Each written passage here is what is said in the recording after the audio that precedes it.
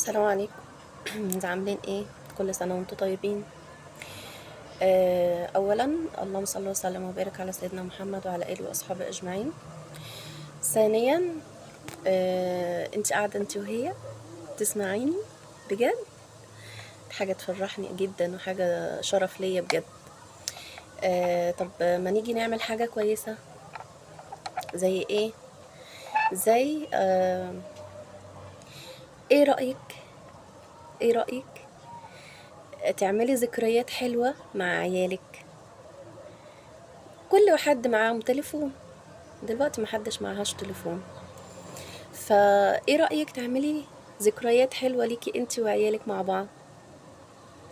لكل ام ولكل اب. قلب كده في تليفونك، قلب كده في تليفونك، شوف هتلاقي كام ذكرى ليك انت وعيالك مع بعض.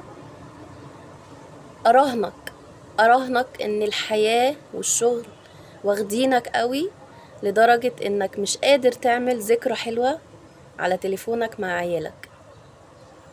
بجد حاول تفكر تاني وتراجع نفسك. الحياة رايحة، الحياة مش دايما حد. المال والبنون زينة الحياة الدنيا، تمام ماشي، بس هل فكرنا زي ما احنا عمالين نجمع في المال؟ هل فكرنا مشاعر عيالنا ايه؟ ايه اللي حاسين بيه لما البنت او الابن شايفين صحابهم اللي معاه تليفون؟ تعالوا نشوف الذكريات اللي احنا عاملينها انا وبابا. تعالوا شوفوا احنا اتصورنا فين، تعالوا شوفوا خرجنا فين، تعالوا اتفرجوا على صوري انا وبابا، تعالوا اتفرجوا على صورتي انا وماما. تخيل كده احساس ابنك او بنتك بيكون ايه من جواه بجد. تخيل، حط نفسك كده مكانه، مش هيرضيك ولا هيرضيكي. اوعي الشغل ياخدك من عيالك، واوعى الشغل ياخدك من عيالك. بجد هتدور في وقت على لحظة بس كده ان انت تلاقي ذكرى حلوة معاك انت وابنك او بنتك وهم صغيرين. مش هتلاقي. راجع نفسك تاني، لسه الوقت معاك. بجد راجع نفسك، راجعي نفسك يا ماما، راجع نفسك يا بابا.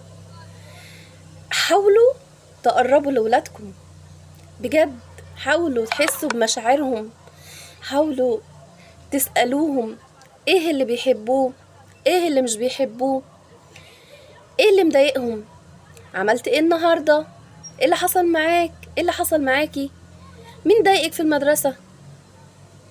كل دي أسئلة واجب على كل أم وأب إن هم يسألوهم لأبنائهم. ضروري. احنا في زمن وحش يا جماعة، بجد احنا في زمن وحش، والتنمر بقى حاجة فظيعة بتكسر نفسية الأطفال. بجد بتكسر نفسية الأطفال. ازاي لما تكون البنت من سن 10 سنين، تشوف من 10 سنين لما يعني هنقول ل16 17 سنة، البنت أو الابن دلوقتي بيعيشوا حياة، يعني بيعيشوا حالة نفسية متدمرة ومتكسرة من جواهم. بسبب ايه؟ زميلتي بتقولي انت ليه كده، انت وحشة، انت على طول عيوطة، انت على طول يعني انت مستفزة، انت كلامك وحش، انت. والبنت يا حبيبتي كيوت وجميلة وهي ما بتعملش كل الحاجات دي، بس على طول صحابها يتنمروا عليها بأي حاجة زي كده. انت ايه الحبوب اللي في وشك دي، انت تخنتي، انت خسيتي قوي، ايه اللبس اللي انت لابساه ده، ايه ده، هو انت ما بتعرفيش تلبسي، هو انت ما عندكيش لبس تاني، هو انت مامتك وباباكي ما بيخرجوش معاكوا، ما بيخرجوكيش، ما بتروحوش في حتة؟ ما بتجوش؟ كل دي أسئلة بتدمر نفسية الأطفال. فواجب على كل أم وكل أب إن هو يقعد مع أبنائه ويفهمهم. من تدخل في ما لا يعنيه سمع ما لا يرضي. إزاي؟ يعني تفهم ابنك أو بنتك يا أم أو يا أب، تفهموا عيالكم إن الحاجة اللي ملكش فيها ما تتدخلش فيها. حاجة ما تخصكش اوعى تدخل نفسك فيها، لأني هتسمع كلام ما يرضكش، هتسمع كلام يضايقك. وانت يا بنوته يا عسوله، لما تسمعي صاحبتك كلمه وحشه بدون قصد، يعني انت شايفه ان ده هزار، انت شايفه ان ده هزار، احط نفسي مكان صاحبتي اللي انا هديها التعليق السلبي، اللي انا هقول لها انت تخنتي، انت وحشه النهارده، انت مالك كده شكلك تعبان. طب ما انتي لما حد يقولك كده احساسك انتي هيكون ايه؟ اكيد هتتضايقي على نفسك وتحسي نفسك ان انتي مش مبسوطة وعلى طول نفسيتك وحشة. تمام؟ فقبل ما نتكلم مع زمايلنا ارجو ان احنا نفكر في الكلمة الاول قبل ما نقولها. ويا حبايبي ما نعرفش بعض علشان مصلحتنا وبس، لأ، لما تعرف صاحبك عشان مصلحتك انت ساعتها غلطان وخسران 1000 مرة. ليه؟ لان انت دلوقتي عايزه، لما هو بيجي عايزك ما بيلاقكش، لان انت عايزه علشان مصلحتك، علشان مصلحتك مش عشان انت بتحبه. لأ، لكن لو انت بتحبه لشخصه مش عشان مصلحتك، مش عشان شات انا عايزاه من صاحبتي فهروح اكلمها ازيك عامله ايه وحشتيني، وفي الاخر طب ممكن تبعتيلي الشات كذا علشان انا ملحقتش اذاكره، ولما تبعتهولك وتيجي تبقى عايزه تسأل عليك ما تلاقكش. يعني ايه ده؟ اعرفوا بعض محبة بالله، اعرفوا بعض محبة لله ورسوله.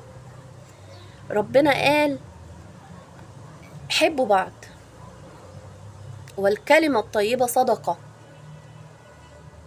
تخيل كده ان انت لما بتقول كلمة طيبة لزميلك او زميلتك دي حاجة كبيرة عند ربنا، حاجة بيديك، تمام، حاجة بيديك عليها ثواب. يبقى المفروض اني انا اعمل ايه؟ ما اشوفش حد في ضيقة وما ساعدوش، لا اساعده. تمام؟ وما افضلش اتنمر على زميلتي انها تخينه او رفيعه او عندها حبوب او شعرها طويل او شعرها قصير شعرها كيرلي. لا، ما تتنمروش، لا للتنمر، لا للتنمر. لكل اب وام لازم تقعدوا مع عيالكم تفهموهم لا للتنمر. اوعى تتنمر على زميلتك او زميلتك، اوعي او اوعى. كلامي شامل للجميع، للأم وللأب وللبنت وللابن. كلامي يشهد علي الله، يشهد علي الله إني بجد يعني حالة نفسية سيئة جدا جدا جدا بيشوفوها الأبناء من المدرسة من زمايلهم. يعني بجد حاجة بقت مستفزة. التنمر بقى وحش ما بين الأصدقاء، ومش معنى إني صاحبتي بتحبني أنا يبقى عايزاني أنا بس ليها. لأ، صاحبتي ليها صحاب وأنا ليا صحاب، كل واحد ليه صحابه. فمش شرط اني لازما البست بتاعي والبست بتاعتي دي بتاعتي انا محدش يخصني فيها، ولا هي اتكلم حد ولا انا اكلم حد. لا، طب ما انتي من وراها بتتكلمي مع صحابك التانيين. يبقى بالتالي ما تمنعيش صاحبتك او تفضلي تكرهيها في اللي حواليها علشان كل اللي حواليها يكرهها ومحدش يحبها. تمام؟